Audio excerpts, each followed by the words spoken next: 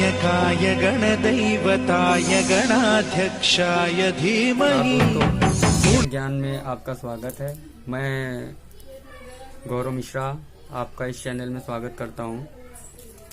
दोस्तों, आज जिस बारे में मैं बताने जा रहा हूं उसमें शायद आप लोगों ने बहुत लोगों ने अमल किया होगा, पर कुछ छोटी छोटी चीज़ें हैं जो हमारे जीवन को बदल के रख देती हैं। ऐसी ही कुछ चीज़ों को लेके मैं आपके सामने आया हूं और आपको कुछ ऐसी चीज़ें बताऊंगा जिसको आप अगर आजमाएंगे तो आपके जीवन में 101% बदलाव आएगा।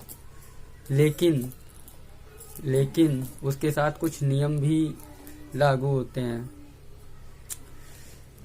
मैं आपको 10 फैक्ट ऐसे बताऊंगा जिसमें से आपको ये पता चलेगा क्या चीज़ें करनी चाहिए, क्या चीज़ें नहीं करनी चाहिए, जो हमारे जीवन को असफलताओं को क्यों हमको झेलना पड़ता है, असफलता क्यों हमारे पीछे पड़ती है। इतनी मेहनत करते हैं, सब कुछ करते हैं, उसके बाद भी हमारे पीछे ऐसा क्या कारण है जिसके कारण हम सफल नहीं हो पाते हैं। तो उनको लेकर मैं आपके सामने आया हूँ। कुछ 10 चीज़ें मैं ऐसी बताऊँगा जिसके कारण आपको ये पता चलेगा कि आपको जीवन में बदलाव भी कुछ ज़रूरी होते हैं और आप कुछ छोटी छोटी गलतियां भी कर देते हैं। अगर आपने मेरा चैनल लाइक और सब्सक्राइब नहीं किया है तो प्लीज़ लाइक और सब्सक्राइब कर लीजिए, जिसके मेरे प्यारी प्यारी वीडियो आप तक पहुंचा सकूं। दोस्तों, जो ब्राह्मण घर में जन्म लेते हैं या कहीं और जन्म लेते हैं तो उनका सर्वप्रथम जनेऊ किया जाता है। ठीक है, जनेऊ का महत्व शायद बहुत को आज की जनरेशन को नहीं पता, क्योंकि वो कॉन्वेंट स्कूल में पढ़े हुए हैं और जो एक चला आ रहा है हमारे जीवन में, जो जिस तरह से चला आ रहा है हमारे धर्म शास्त्रों में बताया गया है, तो उसको लेकर के बहुत से जो बच्चे आजकल के हैं वो उन चीज़ों को फॉलो नहीं करते हैं। इसमें सबसे बड़ी कमी सिर्फ मैं परिवार को ही नहीं दूंगा, थोड़ा सा जो घर में बच्चे देख के भी कोई चीज़ें सीखते हैं, वही सीख के फिर वो बड़े होते हैं। अगर जिसका जनेऊ हुआ होता है, जनेऊ की मैं ताकत बताता हूँ, जिसका भी जनेऊ हुआ होता है उस जनेऊ में 3 देवों का वास होता है। जहाँ पे गांठ लगी होती है वहाँ से लेकर और जहाँ पे उसकी फुंदी लगी होती है वहाँ से लेकर वहाँ तक 3 देवों का वास होता है। ये हमारे शास्त्र बताते हैं, ब्रह्मा विष्णु महेश। कि जब भी जनेऊ पहना जाता है तो उसको बहुत ही शुद्धता से, उसमें भी कोई भी उसको अशुद्ध नहीं होना चाहिए, वरना उसका कोई कार्य नहीं होता। जनेऊ की ताकत आप जान के हैरान हो जाएंगे कि जनेऊ में इतनी ताकत होती है कि कोई भी नकारात्मक शक्ति, कोई भी नकारात्मक चीज आपके सामने तो क्या आपके इर्द गिर्द भी भटक नहीं सकती है। ठीक, तो जब जनेऊ पहने तो सर्वप्रथम जनेऊ पालन करें, उसको अच्छे से उसका पालन करना सीखें और उसको जब धारण करें या जब भी वो खंडित हो जाता है, जैसे आप किसी चीज़ को लघु शंका करने गए, कहीं गए, अगर आप उसको चढ़ाना भूल गए, क्योंकि नई पीढ़ी बहुत से होती है जो भूल जाती है। ठीक, तो उसको आप ध्यान में रख सकते हैं कि जब भी आप उसको धारण करते हैं तो सर्वप्रथम भगवान को चढ़ा के उसके बाद ओम भूर्भुवः स्वः तत्सवितुर्वरेण्यं भर्गो देवस्य धीमहि धियो यो न प्रचोदयात्, इसका मंत्र करके उसको धारण करें। ये गायत्री मंत्र है। जब भी किसी का यज्ञोपवीत संस्कार होता है तो ये बताया जाता है कि ये आपको मंत्र पढ़ना है, पहली चीज।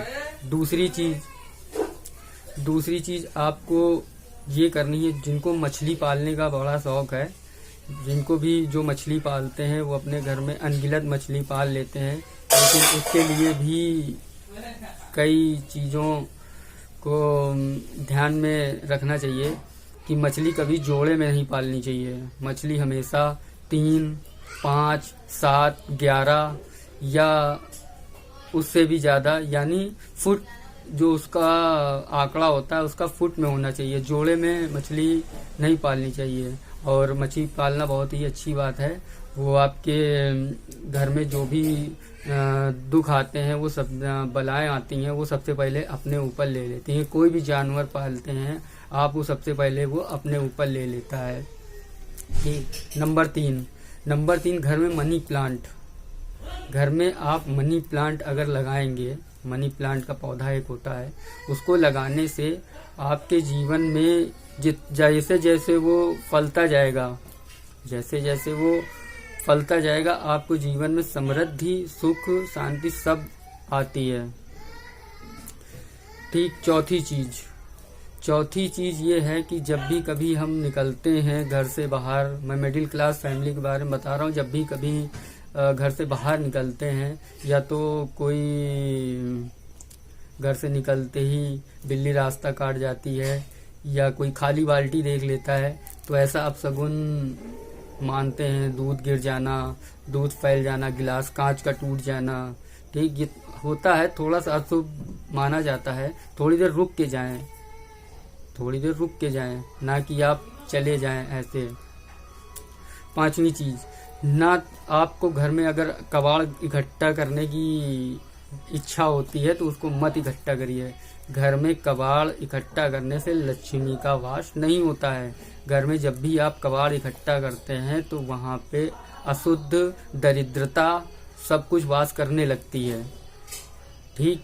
दरिद्रता के ही कारण कुछ ऐसी चीजें हैं जिस कारण हम सफल नहीं हो पाते। जब कबाड़ इकट्ठा करके आप लोग रख लेते हैं, पुराना टीन डब्बा, किसी कबाड़ी आएगा तब बेच देंगे, ऐसा नहीं करना है। ठीक। पूजा के स्थान पे कभी भी, छठी चीज मैं बताना चाहता हूँ, पूजा के स्थान में कभी भी आपको अपने मृत जनों की फोटो या कभी नहीं लगानी है। जो हमारे इस दुनिया में नहीं है, जो बड़े बुजुर्ग आप लोगों की हमारे कभी इस दुनिया में नहीं है, तो उनकी फोटो हम भगवान के पास रख देते हैं। ऐसा नहीं करना है।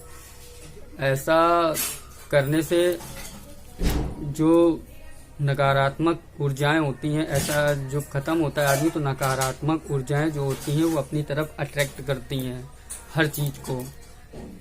ठीक। तो भगवान जो बने हुए हैं, ठीक, भगवान को बहुत लोग होते हैं कि बोलते हैं भगवान कहाँ है, भगवान कहाँ है। भगवान है, भगवान होते हैं। ये आप लोग को शायद पता होना चाहिए कि भगवान शब्द ही भगवान है। भा माने भूमि, गा माने गगन, वा माने वायु, छोटा की मात्रा होती अग्नि, और ना से होता है नीर। इसको मिला के होता है भगवान, इसको मिला के बना होता है भगवान। ठीक। और ये 5 तत्व जो हैं हमारे शरीर पे भी मिलते हैं, और जिसके कारण हम जीवित हैं, यही भगवान है। ये साथ साथ हुआ है। कण कण में, बोलते नहीं कण कण में भगवान है, तो कण कण में भगवान है।